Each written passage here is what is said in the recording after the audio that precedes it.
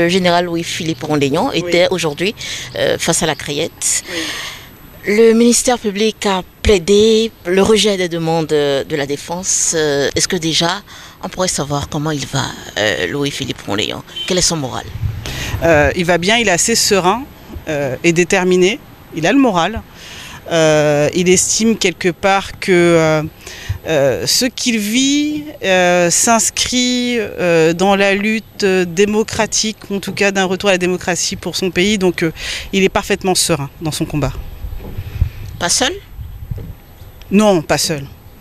Non, pas seul, parce qu'en réalité, si on regarde bien même ce qui lui arrive, il n'est que le symbole d'un combat bien plus grand et qui le dépasse. C'est aujourd'hui en réalité le combat de la liberté d'expression, plus généralement des libertés publiques et plus spécifiquement de la liberté d'expression. Il ne représente, il ne symbolise, il est le symbole de ça. Ce qui lui arrive est le symbole de ça. C'est pas fondamentalement, foncièrement le général Rondénion qui se retrouve poursuivi, c'est la liberté d'expression qui se retrouve en réalité sur les bancs des accusés à la CRI. Une question aussi, c'est, Maître Abiba Touré, vous êtes quand même spécialiste des affaires politiques et tout, des procès politiques. Est-ce que cette affaire, elle est purement politique ou judiciaire? Selon moi, et malheureusement, elle est purement politique. Ah oui? Elle est purement politique parce que c'est un dossier politique travesti en une procédure judiciaire. Voilà. Mais c'est fondamentalement une procédure politique qui n'a pas grand-chose, si ce n'est que les apparences du judiciaire. Finalement, il n'y a pas d'espoir, c'est ça? Non, je ne dis pas qu'il n'y a pas d'espoir. Je ne dis pas qu'il n'y a pas d'espoir parce que justement tout l'objectif de la défense et des avocats, c'est de ramener justement sur le terrain judiciaire le dossier pour montrer sa vacuité. Et justement, c'est en montrant sa vacuité qu'on démontre que c'est un procès politique qui n'a rien à voir avec le droit. Et ça contribue à la lutte dont le Bénin ne fait pas exception, hein, malheureusement. En Côte d'Ivoire, on a eu ce même problème et dans bien d'autres États africains, il y a cette difficulté-là. Ça fait partie de cette lutte où on veut ramener les pouvoirs à respecter l'état de droit. Qui dit respecter l'état de droit, c'est respecter le citoyen, c'est respecter le peuple.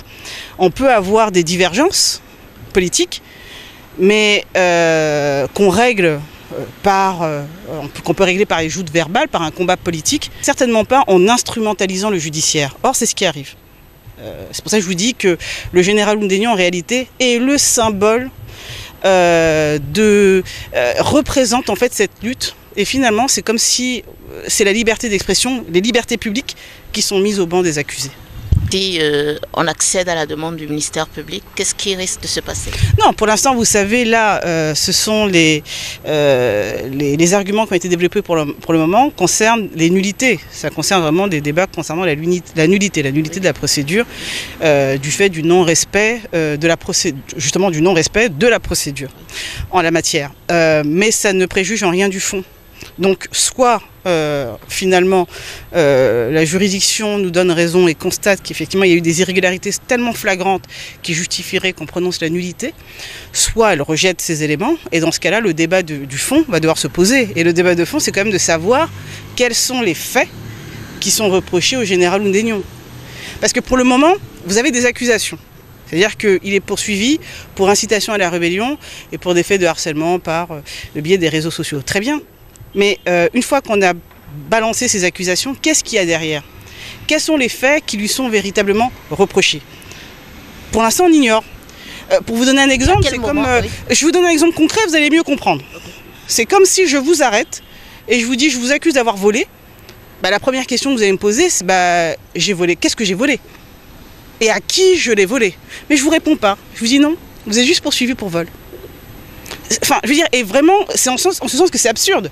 C'est-à-dire qu'effectivement, il y a même un de mes confrères qui parlait d'une procédure kafkaïenne, mais effectivement, c'est-à-dire qu'il y a des accusations qui sont portées, d'un point de vue, un qualificatif juridique, d'accord, mais qui ne reposent sur aucun fait concret. Donc, pour le moment, on ne sait pas concrètement quels sont les faits qui lui sont reprochés. Quelles seront les prochaines étapes finalement? Les prochaines étapes, c'est dénoncer, dénoncer, dénoncer, se battre, se battre, se battre, pour parvenir justement à un état de droit au Bénin. Donc, et quelque part, dénoncer, on a toujours fait ça.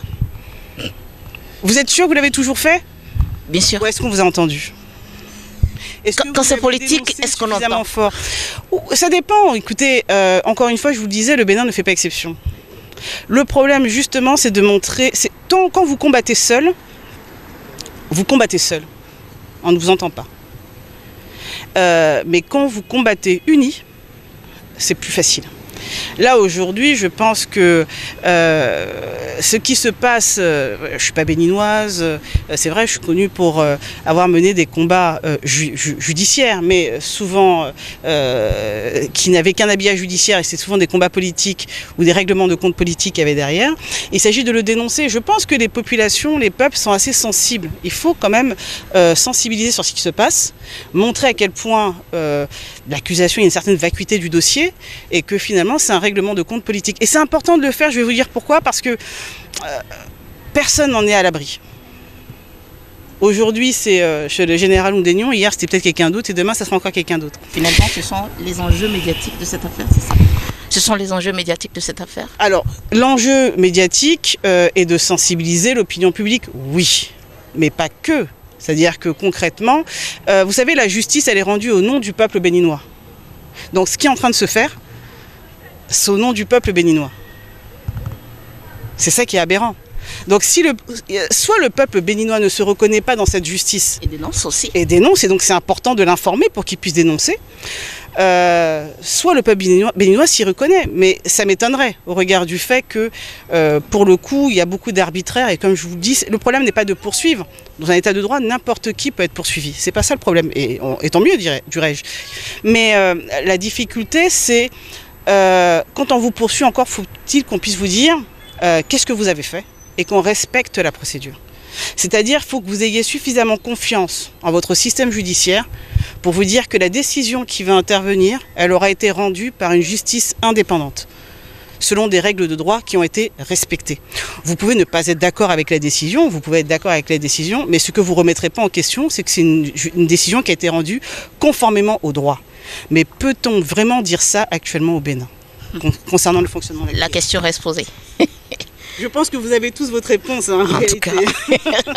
Alors, une dernière question, c'est sur la stratégie principale.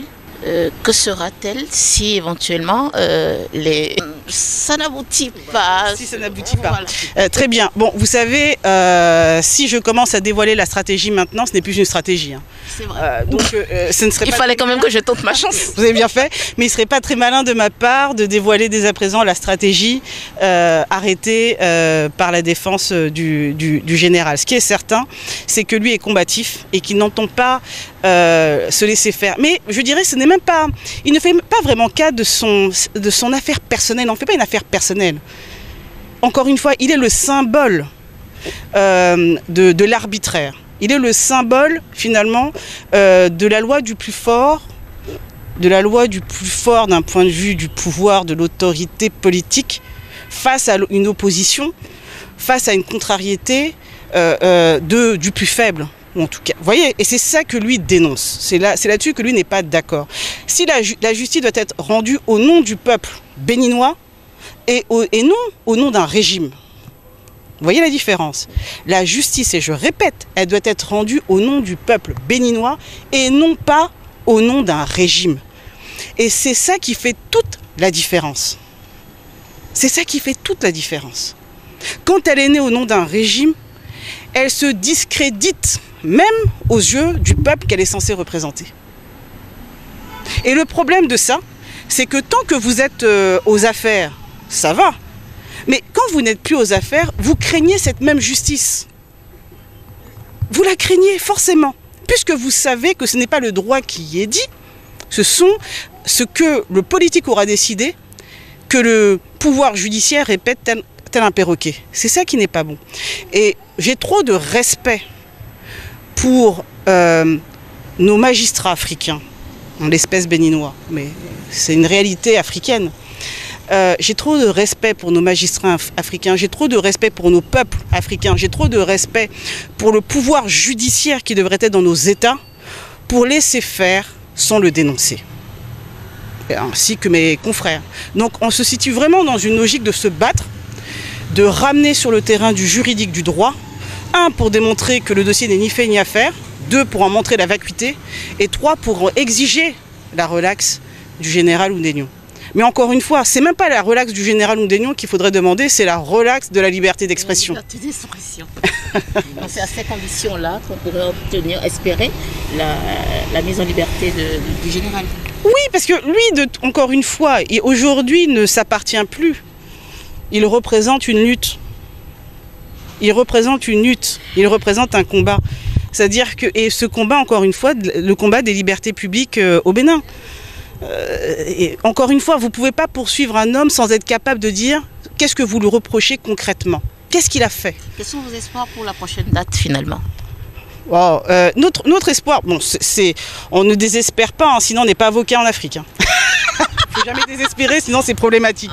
Non, faut jamais désespérer, il faut continuer le combat. Il faut, on espère bien évidemment la nullité, mais si on ne l'a pas, on va pas se décourager pour autant. Il s'agira d'obtenir la relaxe et la liberté du général. C'est très important parce que, encore une fois, le dossier est vide. D'accord? Et il faut sortir de l'arbitraire, et pour sortir de l'arbitraire, il faut informer, il faut expliquer. Et ça, il faut le faire, il faut le répéter.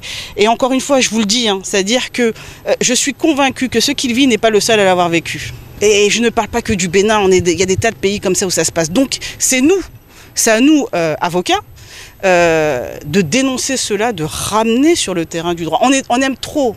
Vous savez, quand on fait des études de droit, c'est pas pouvoir piétiner le droit. L'avocat est aussi le défenseur du droit. C'est son terrain, c'est son outil, c'est avec ça qu'on travaille, c'est ça qu'on exerce. On ne peut pas voir notre outil être piétiné par le politique. Ce n'est pas acceptable. Ce n'est pas acceptable pour nos États, mais c'est pas acceptable. Quand on a de l'estime et du respect pour son peuple, et pour ces peuples africains, on ne peut pas accepter ça. Donc c'est tout notre combat. On va dénoncer.